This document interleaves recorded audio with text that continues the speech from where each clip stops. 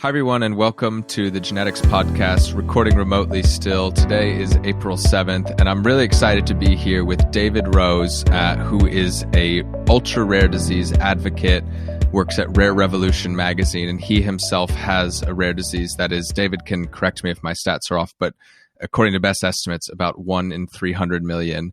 I've known David for several years now, so I'm very fortunate to have him not just as a colleague and someone who works in the genetics rare disease field, but also as a friend. And today, hoping to cover a number of different things. His experience as the only person in the UK with his particular rare condition, some of his work as a speaker and an ambassador to Great Ormond Street, one of the premier research organizations and children's hospitals here in the UK, and potentially some discussion around how life has changed due to COVID-19. So David, it's great to have you on the podcast, and thanks so much for taking the time. No, you're welcome. Thank you, Patrick, for inviting me, and looking forward to seeing what you've got to ask me today. Great. So I wonder if you could just start by giving everyone a little bit of background on your story and what brings you here today. Yeah, sure. So, as Patrick's already said, I've got a condition called occipital horn syndrome, which is classed as an ultra-rare disease affecting roughly 1 in 300 million people worldwide. I've been working in the rare disease space for coming up to 2 years now for Rare Revolution magazine, which is a digital rare disease magazine, coming out quarterly. Previous to that, I've been volunteering for Great Ormond Street Hospital for the last about 7 years now, of which I was a patient when I was growing up. So obviously wanted to give something back. So I didn't have the money to necessarily donate to the charity, but I thought I can give my time. So I've been doing after dinner speaking engagements. The talks are kind of split into two. So half of it tends to be about how the money that's raised from the big companies, where that money goes and how it's used. And then the second half tends to be my story about the services I use at the hospital, all the operations I've had, and kind of where I'm up to now. So you were recently part of a really pretty popular online campaign called I Am Number 17. For those of us who aren't so familiar with some of the challenges of the rare disease world and what this I Am Number 17 refers to, would you mind just explaining how you got involved in that and why the number 17 is so important in rare disease? Sure. So the I Am Number 17, so for those of you who are unaware, a rare disease affects 1 in 17 people in the UK. That's hence where the name comes from. Obviously, the stats vary from country to country, but it's 1 in 17 in the UK. That was an interesting campaign that I took part in. The 16 other people that were involved with me, we've been called change makers. So everyone has a rare disease in that group of 17 people. And all of us are active in the rare disease space, whether that's kind of campaigners or advocates or after dinner speakers. We've all kind of got our own element that what we bring to the table. When you do some of your public speaking, what kind of topics do you like to cover, and what are the main messages you like to get across, especially when you're speaking to people who maybe don't live with a rare disease or have the experience caring for someone who does? I guess I'm lucky in the sense that I do a few different kind of areas. So for the Great Ormond Street speaking that I do, that tends to be, as I said, about, kind of where the fundraising goes towards and how that helps benefit the charity.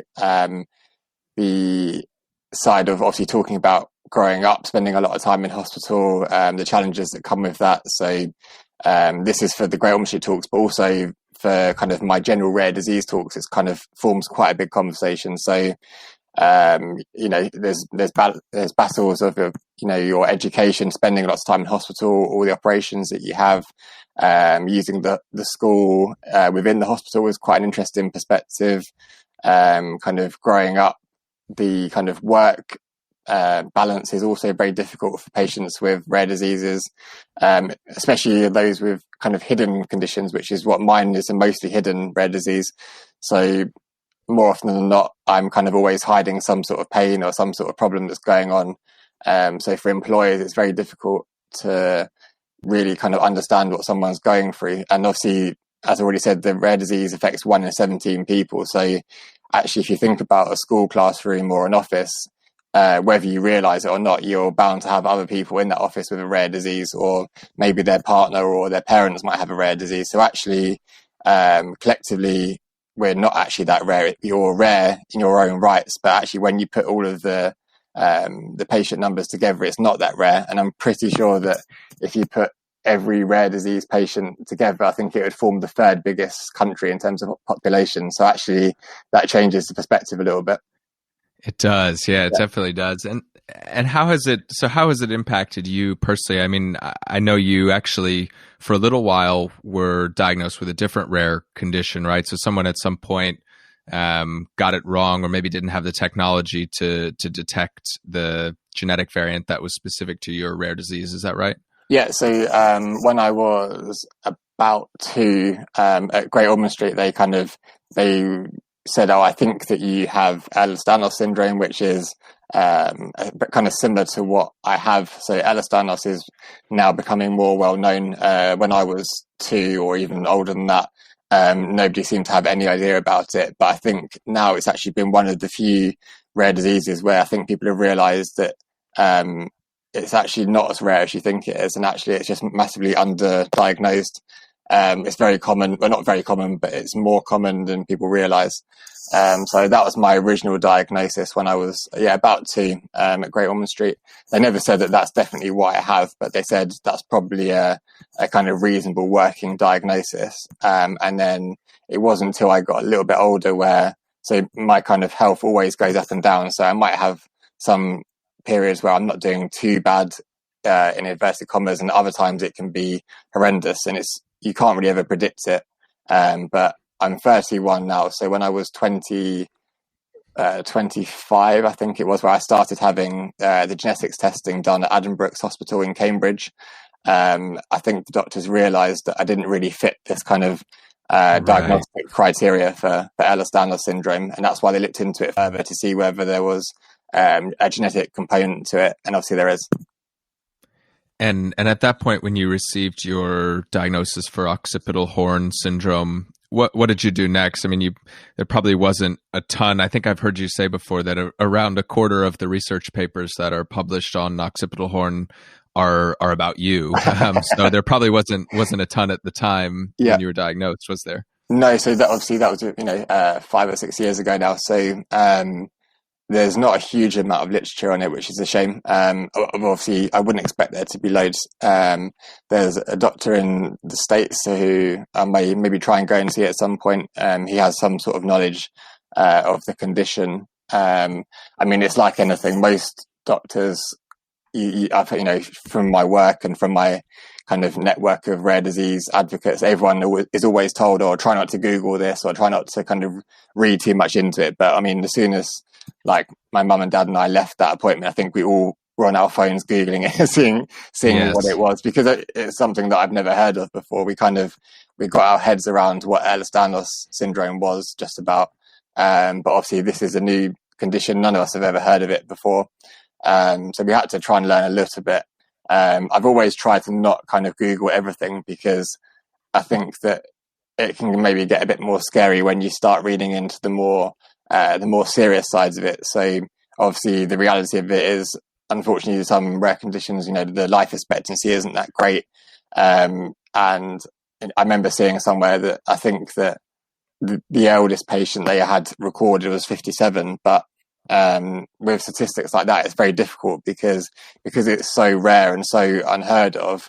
You can't really build a good estimate of what a reasonable life expectancy would be, because if you had, I don't know, like 500,000 patients, for a common condition, you can start to use the data a little bit easier. But because it's so unheard of, and also it might be that actually more people have this condition but haven't been diagnosed with it. So actually the life expectancy side of things, although it's kind of something to consider, I don't know really how much of it you can take seriously just yet.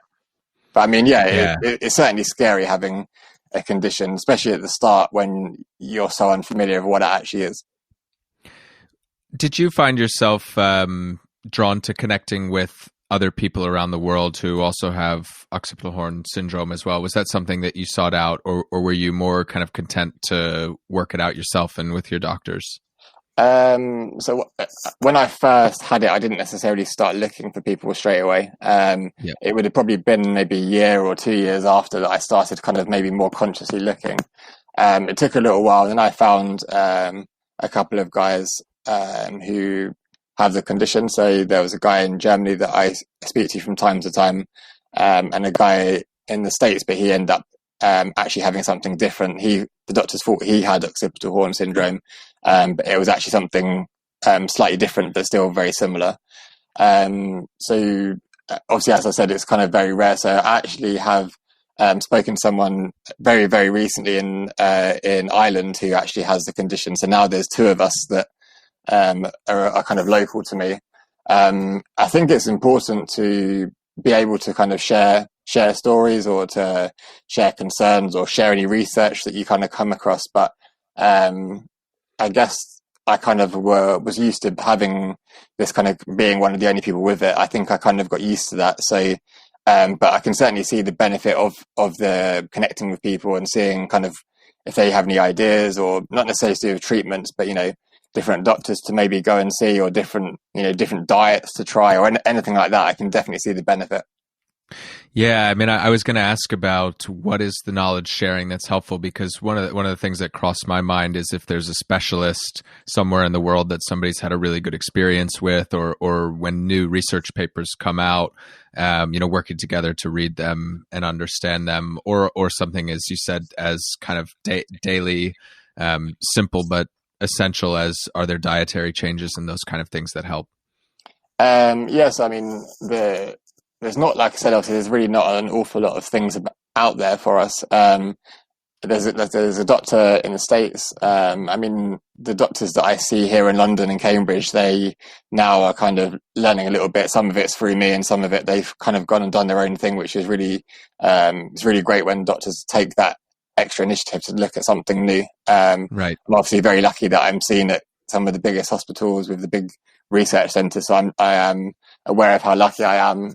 Even if the doctors don't initially know what something is, they're doing their best to try and learn about it, and that's all you can really ask for. There's no treatments as such for this condition. So, as I mentioned about the Ehlers-Danlos syndrome, it's kind of the way that it affects you is still very similar. It used to be considered an older subtype of one of the rarer EDS variants. So it's still kind of very similar in terms of connective tissue, and the way that it affects your organs is still very similar. The hypermobility aspect of it.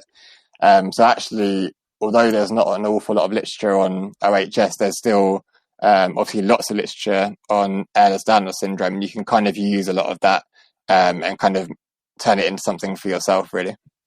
Yeah, that makes sense. What is the thing that people most misunderstand about life with a rare disorder, or maybe to flip it around, what is the thing that you, both in your personal capacity and speaking engagements you do, or through Rare Revolution magazine, that you try to raise awareness of that maybe the general public doesn't know or doesn't quite fully understand? That's a good question. I think maybe sort of in two kind of prongs. I guess it's most people with a rare disease will have either the pain or fatigue element, or both, normally both. I think that the biggest thing where I think that we're misunderstood a lot of the time is that it's a bit like when someone says they have a migraine when in reality it's a headache, or if someone says they've got a flu when in reality it's a cold. It's that kind of analogy. So I think that most rare diseases obviously tend to cause an awful lot of fatigue, and that's certainly my biggest thing. So I think that's where it's something where I really wish people would understand it more. So lots of the time you can kind of take strong painkillers and it can kind of combat that side of the pain element, whereas there's absolutely nothing that you can do for fatigue. You can sleep for days and hours, it won't do anything. That underlying fatigue is probably the most debilitating thing, especially in terms of, like, if I'm going back to kind of older workplaces where they didn't understand it, or when I was at university or studying at sixth form, that's where I think it impacted me the most. I think people that are not familiar with the rare disease world and how patients with chronic or rare conditions. I think the fatigue thing is probably a huge misunderstood area because it's so hidden as well. So. Yeah, absolutely. And I would imagine in growing up in school, as you say, or in workplace, if people don't try to understand or empathize, then they might just think you're lazy or something like that, right? When really it's a physical thing that's happening to you. Correct. I think as well. So probably like an example that I try and use is that so day to day I don't really use anything. Like I use a stick sometimes, and I use wheelchairs kind of like after surgery, but that's about it. So if you kind of look at me at first glance, you'd see like a young-ish man like walking down the street. You wouldn't necessarily think an awful lot, but like, you know, I'm entitled to use a blue badge for the car or to sit in the kind of priority areas on public transport. So I think a lot of the time there's a kind of cultural thing where, you know, it should be seen that like that young man should get up for that old lady, but sometimes I need the chair just as much, and that's kind of I think I've seen that quite a lot on social media where people have been kind of they've had a lot of abuse from the public for, you know, using their blue badges. I think that people have quite a strange perception of what disability actually is. It's not just, you know, it's not just someone using a wheelchair or someone using a stick. It can be that, obviously, but also it's a lot more than just that. Yeah, of course. So can you tell us about the mission and what you do at Rare Revolution magazine? I've been a subscriber for the magazine for a while. You guys put out, I believe it's about monthly, and it's usually a new focus every month. And this month is actually about NHS staff or medical staff in general and responses to COVID-19. But I think it'd be great to just give an overview of how the magazine got started, what it's all about, and some of the mission and your role there. Sure. So the magazine's been going for 3 years now, and it was set up by two of my bosses. So Nicola's son has a rare skin condition called xeroderma pigmentosum. It's called XP. They've had their charity group for, I think, maybe 5 or 6 years. I can't remember exactly how long that's been around for, but they've been working on that. They realised that there wasn't a rare disease magazine that existed, so they set the magazine up. It's a digital magazine which comes out quarterly. So as you've already said, Patrick, it comes with different themes. So we've had ones on oncology, workplaces, ultra rare conditions, employment with rare disease, just about everything. So the one that's coming out for this edition is on people and places. So, you know, the roles within the NHS and just the hospitals, genetics, rare disease centres, and the people that make that happen. So yeah, that's what we've been doing there. And within my role at Rare Revolution, it's a little bit of everything, but it's a kind of business development role that I do. Most of us are battling some kind of day-to-day change as a result of the COVID-19 pandemic. How are you seeing, either through the stories that you all are writing and hearing through Rare Revolution, or you personally, how is this different for rare disease patients? Are there some fundamental differences that, you know, people who don't have the same life experience won't fully understand? I think that's a really good question. I think a lot of people, obviously the whole world is going through different changes at the moment in response to this. I think that in many ways, rare disease patients or chronic condition patients are probably actually better set up for it than others, because actually we're kind of used to socially distancing sometimes, and we're used to spending long periods of time in even hospital or at home. You know, it's hard to explain what I'm trying to say, but I think that we've become accustomed to living differently. So you know, there's been periods in my time where I spent months in hospital. I spent weeks on end at home after surgery, not being able to go outside. So actually, although that's been different periods of my life, I'm probably more used to it in some ways. I guess in slightly different perspective, I work from home anyway, aside from going to conferences and different meetings. But actually, me working from home previous to this has actually been helpful, because now it hasn't been so much of a reality shock, because I mean, friends of mine and people that I see and are finding it quite difficult because they're used to being in a busy office and they're used to kind of the commute to work and the kind of banter you have at work and everything like that's changed now. So, their lifestyle is completely different. Whereas, for people like me that live a quieter life, and obviously working from home anyway, used to spending long periods of time being unwell. I think that for me, the actual change isn't as much as some people. I think the COVID-19 is obviously scary in the sense of the impact it has on rare disease patients. But in terms of my personal, I haven't found it as much of an adjustment as maybe some people might have had done. Are you doing any speaking engagements remotely now through, through Great Ormond Street or otherwise to talk about these issues or any other ones? So the Great Ormond Street stuff, not so much. I'm always kind of looking to do more speaking engagements anyway. So obviously I've already said that the stuff that I do for Great Ormond Street, but also I do a lot of things at general kind of rare disease events, speaking about my life. But obviously because of the travel restrictions and all the distancing that's taken place, the couple of the places that I was meant to be speaking in the States have obviously been postponed for a while. Right. I don't know what's happening with that. I think it'll be probably cancelled and then it'll come back at some point. I'm always in the market to do things digitally, so I think I'm going to try and see if I can get some more speaker engagements, over Zoom and Skype. That's still a possibility. I think that the way that rare disease events taking place now, it will have to be virtual. So I think that over the next few weeks and months, we'll see a lot of the kind of big conferences that normally take place. I think they'll probably be taking place digitally.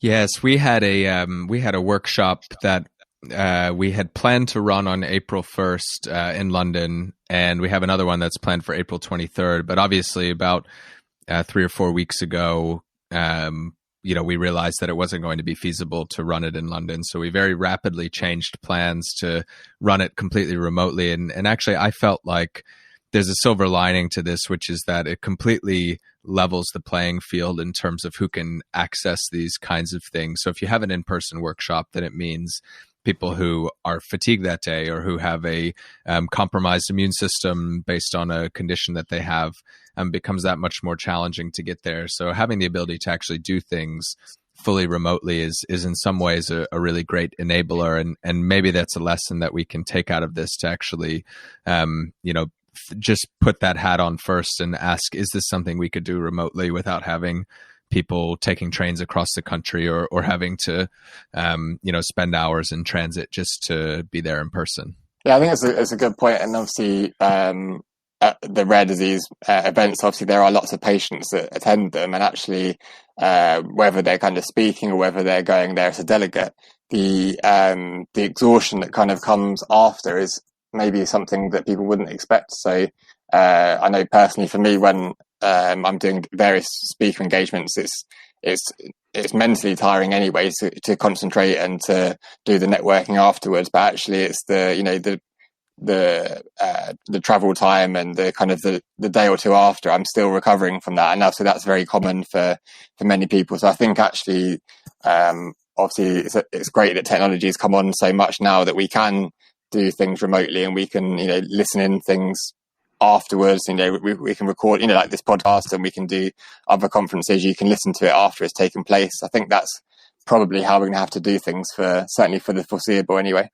Do you think that this is going to be a kind of kick in the right direction for healthcare institutions like the NHS or other, or research or otherwise? Do you think we're going to start seeing more adoption of, patients can see their electronic health records or testing record online? Are you seeing any evidence of that, or do you think that might start to happen? I haven't had any sort of experience of that as such yet. I think that along the same sort of lines, obviously the general kind of clinics that I attend normally, obviously they've all been postponed because I'm in the high risk group of some way, so that they're not doing any appointments in hospital anymore, really, unless it's absolutely critical to have it seen. So some of my appointments are now over the phone. I think that again that is such a simple way of doing something, but it's not really as good as maybe that face-to-face interaction that you probably really want. But it's great, just a simple phone call. At least we're still kind of in contact with our healthcare professionals. I think that obviously things are going to have to change now. No one, we get told maybe June, but no one really knows how long this is going to go on for. And the reality of it is, even once we are kind of inverted commas going back to normal, it's still going to take weeks and months after that for things to kind of fully go back to how they were, or if indeed they might not go back to how they were. But I think in terms of how hospitals will change, I think that obviously I've kind of seen through various networks that people are having their appointments cancelled, or, for those that are still going into hospital at the moment, it's a very scary time because, hospitals seem a bit of an eerie place at the moment. Yeah, absolutely. And I think in general, somewhere that you want to avoid unless you absolutely have to be there, right? Great. Well, David, I know I've had you on the call for a while. I think just to close out here, it would be really great to get your thoughts for anyone who's listening that is affected by a rare disease or thinking about getting into advocacy work, where you recommend they get started, and where they could have a big impact going forward. Sure. So obviously, I think that depending on where you're based, always check out the various organisations that exist. So whether if that's in the UK, check out Genetic Alliance, Cambridge Rare Disease, Find a Cure, obviously our magazine, Rare Revolution, or if it's in the States, Nord, Global Genes, all these big organisations that exist to help people and to signpost them to the right direction, whether that's to find various healthcare things or advice, or to find other rare disease groups that exist. I think that when you have a rare condition, it's entirely up to you how you want to manage it. So if you want to kind of dip in and out of it, that's cool. If you want to be hugely engaged in it and read all the papers and speak at events, listen to things, that's fine. I think the main point is that you do what you feel is best, and having a health condition is very personal. So you can have two people with the same condition, maybe like haemophilia or something like that.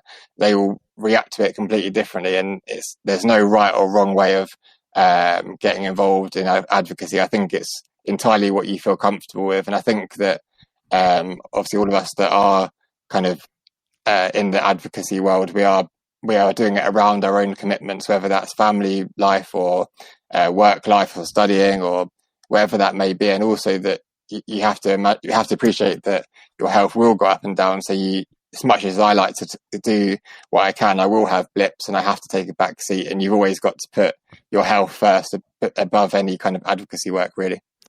Yeah, great. That's excellent. And I think just to, from my perspective, one of the things that stuck with me that you said earlier is just highlighting this point about the invisible part of many of these conditions, that just because it might seem from the surface level that someone's not struggling with anything, it doesn't mean that there's not something else going on under the surface. So whether you're affected personally or just out in the world interacting with other people, I think it's worth bearing that kind of empathy point in mind, that you never really do know what's going on under the surface. Yeah, that's it. And you've hit the nail on the head with that. I think it's just important to be aware and just to try and support others when you can.